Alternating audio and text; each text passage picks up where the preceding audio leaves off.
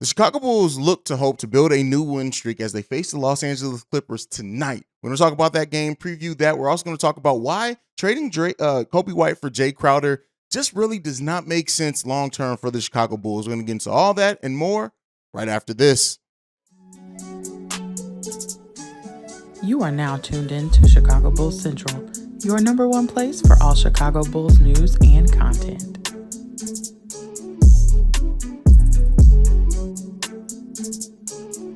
All right, Bulls fans, as you guys know, it's game day, and so the Bulls face the Los Angeles Clippers tonight at home, starting a 3-game home stretch for the Chicago Bulls that hopefully at the end of this home stretch and some home cooking and being in their own building, in their own beds, and their own this for a while, the Bulls maybe can build a sizable winning streak coming into this. Now, it's not going to be easy against the Los Angeles Clippers. This is a team that, even though their record doesn't necessarily show, we know when the Clippers are fully healthy that they can definitely be a championship level team, at least in my opinion. But the biggest question with the Los Angeles Clippers has always been the health being around them. How many games you're going to get Paul George and Kawhi Leonard to play together? Now, coming into this game tonight, both Kawhi Leonard and Paul George set out the Clippers' last game against the Cleveland Cavaliers. So does that mean that they're going to be fully healthy and ready to go? Neither one are listed on the injury report as of now. So that means that the Bulls are going to have a tall test. And this is another roster, at least in that starting lineup, where it presents some matchup problems for the Chicago Bulls. You look at Terrence Mann, at Ayo Dosunmu, I'm calling that a draw. But then you have Paul George and Zach LaVine, and the matchup in this is going to be key to who steps up defensively. Paul George, when he wants to be, can be one of the better defenders in the league, and especially against a player like Zach LaVine that gets frustrated and that mentally you can take him out of his game. Zach LaVine is going to have to be locked in, but also give effort on the defensive side of the ball in this game, in that matchup, to give the Bulls a chance. You also look at Kawhi Leonard versus DeMar DeRozan. It's another one in which DeMar DeRozan could have a tough night with Kawhi Leonard guarding him. Just depends on how many minutes Kawhi Leonard plays and which Kawhi Leonard shows up for the Los Angeles Clippers. Then the Nicholas Batum, he's probably going to be in that starting lineup. Him, Patrick Williams. Again, Pat just needs to own it defensively and continue to shoot the ball and not hesitate on that offensive side of the ball to help the Bulls. And then Zubac and Nikola Vucevic. This is the matchup that I'm most concerned about. Because the Bulls have looked their best when they play down low through Vooch, you have a center in Zubac who is solid defensively, solid on offense, not amazing at either, but when you throw in his ability to pass at times, how efficient he is when scoring the ball, things like that, you know that Zubac can have a big game, and he's the exact type of center that causes some matchup issues when it comes to Nikola Vucevic. So, again, this is going to be a game in which the big three have to play like a big three, but even if they do, they may not get the output that we're used to seeing from them. We're going to need the role players to step up. If the stars do run into these matchup issues and they can't necessarily give the scoring output that we're used to seeing from them, we need Ayo, Patrick Williams, Coby White, Goran Dragic to be locked in this game. And this is a game in which Derrick Jones Jr. is listed as probable, so we're not even sure if Derrick Jones Jr. is going to play in this one. Now, everyone did practice last night for the Chicago Bulls,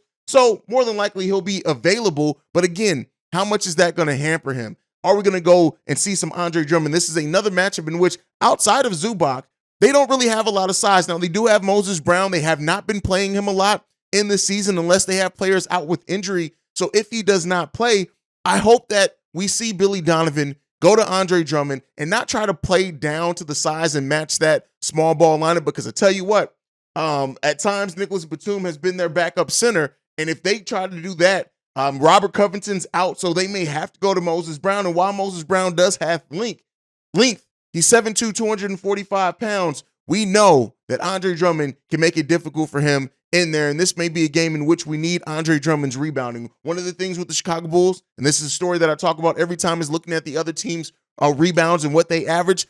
The Los Angeles Clippers are right in the middle of the pack of the NBA. I'm a little ahead of the Bulls, though, in rebounds per game, so the Bulls have to be locked in this game. They have to be. And we need to see that team rebounding aspect in this team again. Everyone needs to rebound as a team, and the Bulls can have some success, especially at home. Now, this has been a Bulls team that hasn't necessarily showed up the best always at home. Now, we are shooting 48.9% as a team here lately, which is almost 50%. That is solid shooting. We need that efficiency again from the Chicago Bulls. Ball movement, player movement. Things that have been the story for the Chicago Bulls dating back to last season. That's what we need to see with this Bulls team and them to be locked in, because I tell you what, the Clippers are going to come in and try to punch you in your mouth early. That's what they're going to try to do. And if you allow that to happen, and then you don't respond very well, which the Bulls at times don't respond well to getting punched in the mouth and facing adversity early in games, this could be a long night for the Chicago Bulls, even at home against the Los Angeles Clippers. They have to be locked in. We need our role players to step in and play a big role in this game, because this is a game that I foresee us needing some high-level production off the bench from at least one player, and then as well as one of our role players in that starting lineup. When you look at Ayo, when you look at Patrick Williams, they cannot pass up open shots. Ayo cannot pass up open threes in this game. He has to take it, because I tell you what, the way that the Clippers play defense, they're going to try to make them shoot and force them to guard them. If the role players on the Chicago Bulls do not do that, if Coby has a cold night, if Goran has a cold night, Derrick Jones Jr. isn't putting pressure on the offense and defense when he's out there on the court, if he does play, replace that name with Drummond if it's Drummond.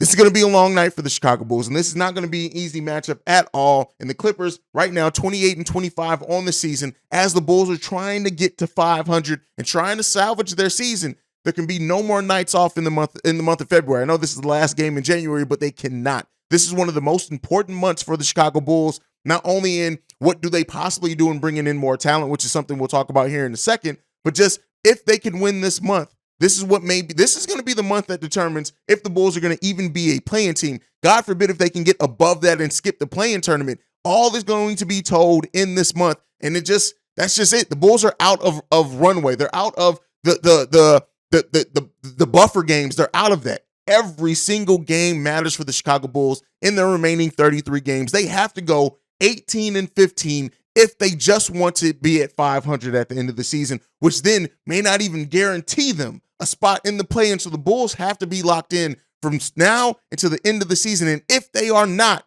the season is going to start slipping away. And then AK and Eversley have to make tough decisions this offseason anyway. You have to make tough decisions on this roster. You have to look, you have to evaluate. And so every game matters for the Bulls. The Bulls have no more off nights. They have no more gimme games. They have no more of any of that. With the way that this team has played against sub 500 teams, they have no more of that. Now we have a team above 500 coming in the building tonight, which the Bulls have done really good at. Not necessarily in the West. That's where this thing can deter for the Chicago Bulls. Yes, they've looked good against the top teams in the East, but they haven't really gotten a lot of wins against those Western Conference teams. The Bulls need to be locked in tonight. Zach LaVine cannot have the harebrained, dumbass mistakes that he makes in fourth quarters in this game, because I project this game is going to be a close game down the stretch of the whole game. At least I hope, because that's going to give the Bulls a chance. DeMar DeRozan has been very active here lately on the defense and offensive side of the ball, moving the ball, especially when he's double teamed. He's trusting his teammates a little bit more. We've seen the clip, him and Zach fussing at Patrick Williams about passing up a shot.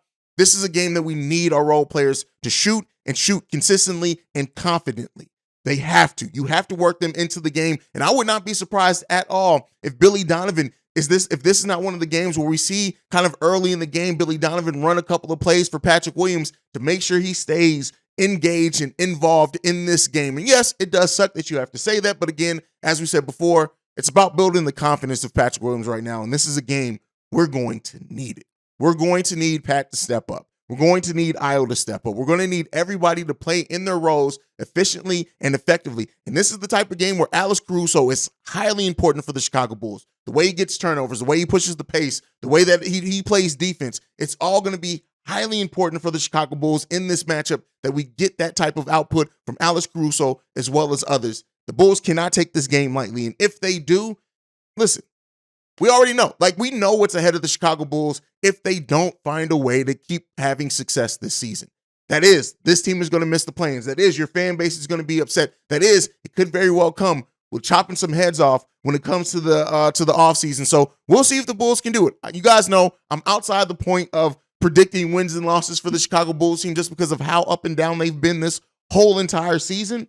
But hopefully we see the correct Bulls team that we need and deserve to see at home in the UC, which is a sanctuary for many. If you guys have grown up with the Chicago Bulls and just, you know how important it is and how special it is walking into that stadium. So hopefully the players show up in a way that is meaningful and that we need tonight against the Los Angeles Clippers. Now, one of the things that I do want to talk about before we go is I know there are a lot of proposed trades and rumors going around that the Bulls have had trade conversations with the Suns for Jae Crowder surrounding Coby White. And I spent some time thinking about this. And while and we talked about this a little bit on Locked on Bulls. So if you also watch that show, I'm doubling up a little bit here, but to just be put on it, to me, I think the Bulls, at least I hope that they have learned of trading young talent for veteran players that are basically at or over the hill at some point. Now, Jae Crowder, still a very damn good player at 32 years old. He has not played a lick of basketball this season because of what non-basketball related reasons. He's not injured or anything,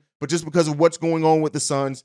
But to match the salary of a $10 million contract and having to give up your 22, 23-year-old young prospect with that, we've seen this story before. And while the moving for Jae Crowder, I would love, if the Bulls were a 5th seed or 6th seed and they were making that move to kind of move up their standings, that's different. And I know Bulls fans, and I understand, you're not wrong for wanting the Bulls to bring in Jae Crowder. There's not a wrong mindset in wanting to bring Jae Crowder to the team. Yes, it's a win now move. Yes, it's a move that is a playoff type move, and that's the move that you see playoff teams make at trade deadlines. I understand that. But this Chicago Bulls team, look at how burnt just this front office is by the young players that they've sent out. And I know some people are going to get to saying, well, who's to say that Coby White's coming back at the end of the season anyway? He's a free agent.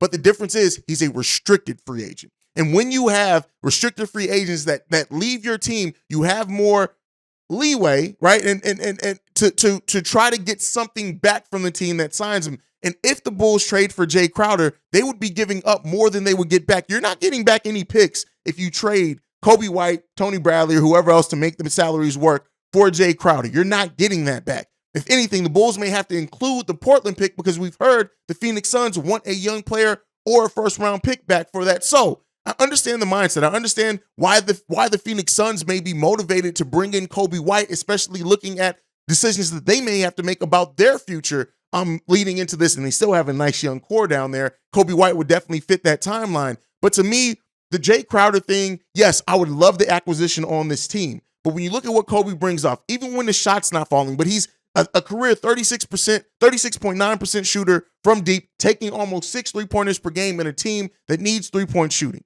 His defense has been hugely important in the Bulls' wins and his ability to move the ball. And if you bring in Jae Crowder, who again is a solid player, I don't want to say anything bad. Like, this isn't an indictment on Jae Crowder being bad. Let me be clear here. It's not. Would love the idea of Jae Crowder being on this team. It's more of a concept of this Bulls team has been burnt before. In mid-season deals, you don't get as much back for players in mid-season deals. I still think that the Bulls could get more back if a team out there wants to sign Coby and they try to do so in restricted free agency. The Bulls would have leverage to help facilitate that deal and then maybe get something back. Maybe a future heavily protected first rounder that's maybe lottery protected, top 20 protected, something like that. There is a possibility of that. But I look at that asset, especially as a team that's given up first round picks here recently, as more valuable than adding a player that you could very well get upcoming in free agency without giving up any assets. I get it. Yes, a move for Jae Crowder would absolutely be an important and huge move if this team was on the brink of title contention.